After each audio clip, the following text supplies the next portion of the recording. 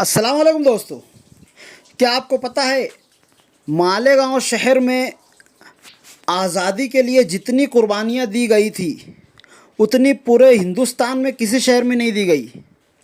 क्या आपको पता है कि हिंदुस्तान के तमाम शहरों में सबसे पहला आज़ाद होने वाला शहर हमारा शहर मालेगांव था। क्या आपको पता है इतने छोटे से शहर में जितनी ज़्यादा कुर्बानियाँ दी गई और जितनी तकालीफ झेली है पूरे हिंदुस्तान में कहीं नहीं झेली गई है। क्या आपको पता है कि अगर मालेगांव की असली तारीख़ पूरे हिंदुस्तान में बता दी जाए तो पूरे महाराष्ट्र से आरएसएस को एक भी वोट नहीं मिलेगा। आज ज़रूरत इस बात की है कि हम अपने बच्चों को और अपने घर वालों को, अपनी आने वाली नस्लों को हमारे शहर मालेगांव में जो मुजाहिदीन ने, जो मुसलमानों ने कुर्बानियाँ दी हैं, उन कुर्बानियों को अपनी नस्लों को बताएं ताकि आने वाली नस्लें इन चीज़ों को याद रखें। तो चलिए बिना टाइम गवाए वीडियो को शुरू करते हैं। तो मैं हूँ फैयाज़ अहमद अंसारी और आप देख रहे हैं फैयाज़ ब्लॉगर चैनल। और आज का हमारा टॉपिक बहुत ही अहम है जिसमें हम मालेगांव की वो असल तारीख़ बताने वाले हैं जिसे अब तक छुपाया गया है। तो चलिए शुरू से शुरू करते हैं। मुग़ल बादशाह आलमगीर सानी ने अपने एक छोटे महाराजा नारू शंकर को 18 परगने इनाम में दिए थे, जिसमें हमारा शहर मालेगांव भी शामिल था। उस वक्त मालेगांव दो नदियों का संगम था। एक तरफ से गिरना नदी आ रही थी और एक तरफ से मौसम नदी।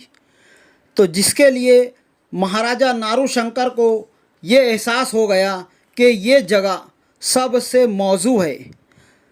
उस समय के, उस वक्त के लोगों की दूरअंदेशी का आप इस तरह से अंदाज़ा लगा सकते हैं कि यहाँ पर दो नदियों का बेहतरीन संगम होता है, जिसके लिए यहाँ पर महाराजा नारू शंकर ने एक बड़ा ज़मीनी किला बनाने का प्लान बनाया और इस किले की तामीर शुरू की, जिसकी वजह से मालेगांव शहर की आबादी में इजाफ़ा हुआ।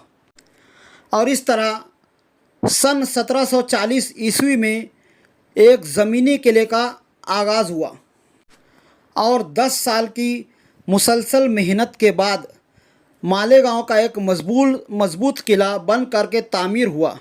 और महाराजा नारू शंकर की फ़ौज में अरबियों नस्ल मुसलमान थे, यानी अरब से आए हुए कुछ मुसलमान थे, जिनकी सदाए ना तकबीर ना अल्लाह अकबर से मालेगांव शहर फैज़याब हुआ और यहाँ पर मुसलमानों की आबादी अमल में आई।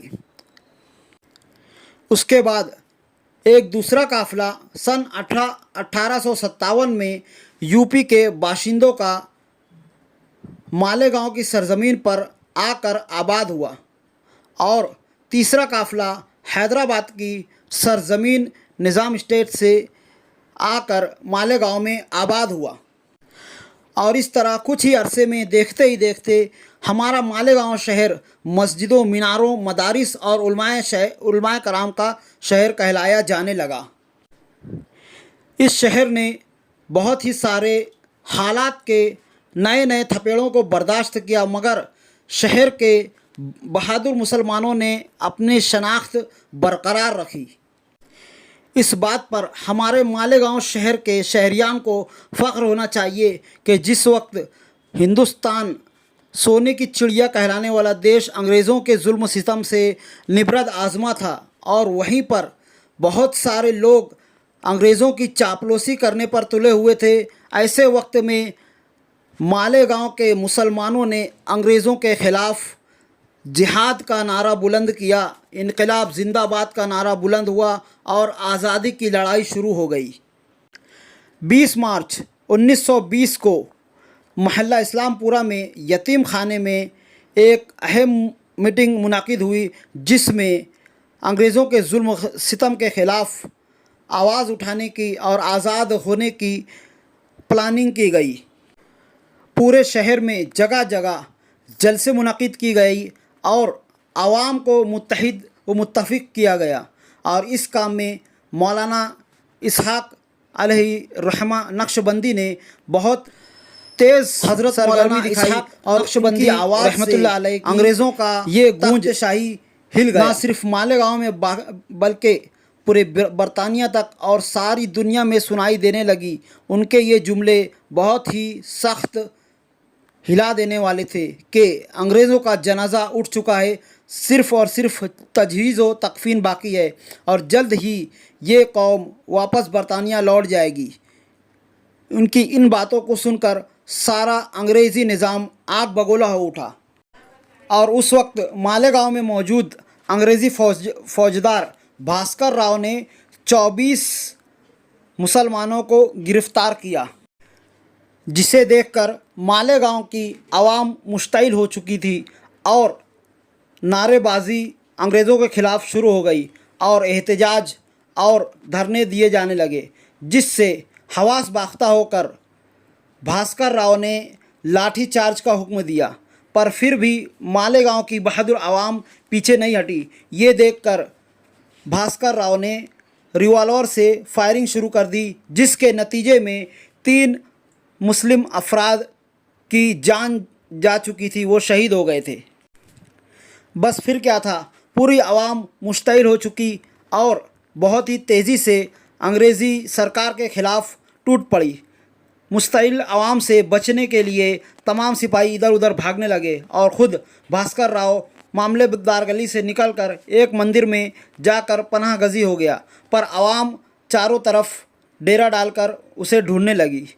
भास्कर राव ने बचने के लिए एक हिंदू औरत की साड़ी पहनकर वहाँ से निकलना चाहा, पर जूतों की वजह से वो पहचाना गया और तमाम पब्लिकों ने उसे मिलकर कैफरे किरदार तक पहुँचाया और उसे हलाक कर दिया। और इस तरह से हिंदुस्तान में सबसे पहले आज़ाद होने वाला शहर मालेगांव कहलाया और सारे हिंदुस्तान में नहीं बल्कि पूरे बरतानिया की नज़र अब मालेगांव पर पड़ चुकी थी, क्योंकि उन्हें समझ में आ चुका था कि ये छोटा सा गांव कितने ख़तरनाक बहादुरों का शहर है।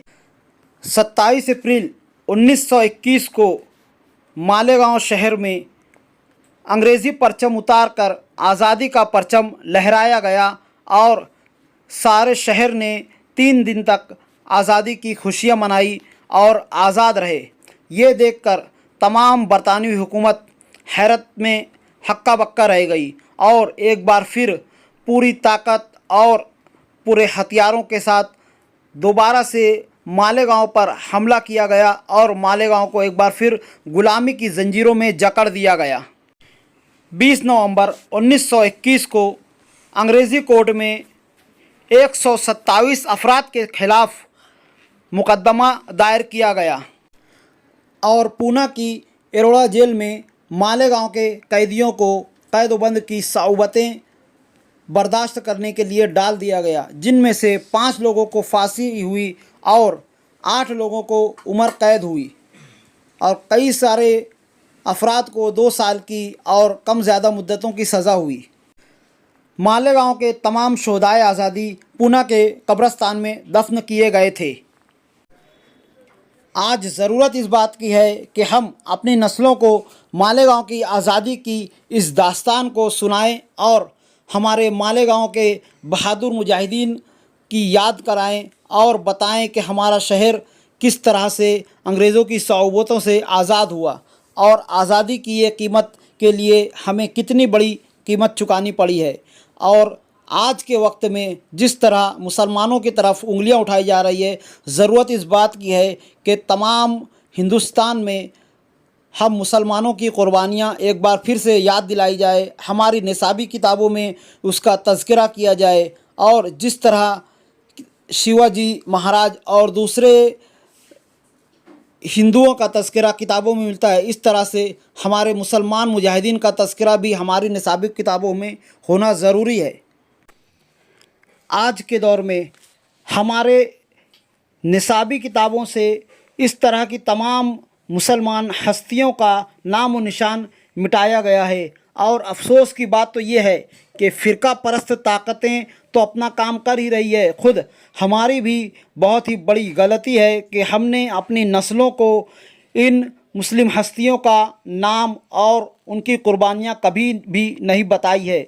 आज ज़रूरत इस बात की है कि हम अपनी नस्लों को, अपनी औलादों को हमारे मुस्लिम अकाबिरीन की कुर्बानियों को बावर कराएं, उन्हें मालूमात दें, उन्हें बताएं कि हैदर अली, टीपू सुल्तान, अल्लामा फजलुल हक खैराबादी, मुफ्ती सदरुद्दीन आजुर्दा, मौलाना फ़ैज़ अहमद बदायूनी, अहमदुल्ला शाह मद्रासी, मुफ्ती इनायत अहमद काकोरवी, मौलाना रहमत कीरानवी, मुफ्ती किफ़ायतुल्ला, डॉक्टर वज़ीर ख़ान इलाहाबादी, डॉक्टर वज़ीर ख़ान अकबराबादी, मौलाना इमाम बख्श साहिबाई दहलवी, मौलाना वहाबुद्दीन मुरादाबादी, मुंशी रसूल बख्श काकोरवी, गुलाम इमाम शहीद अमीर मीनाई, मुफ्ती मजहर करीम दरियाबादी, मुनीर शिकवाबादी, नवाब महबूब ख़ान, नवाब सिराजुद्दौला और बिलखुसूस